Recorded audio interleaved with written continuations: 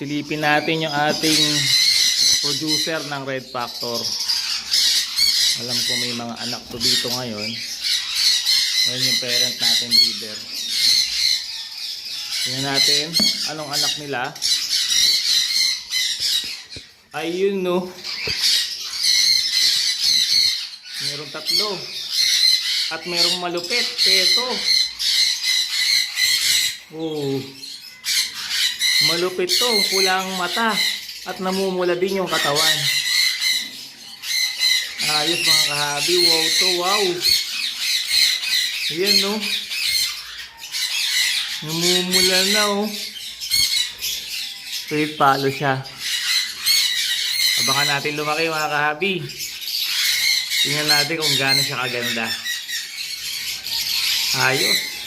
Siyempre yung breeding natin sa tulong yan ng Bitbin Pro at Egg 1000 para sa malalakas na inakay, fertile na mga itlog.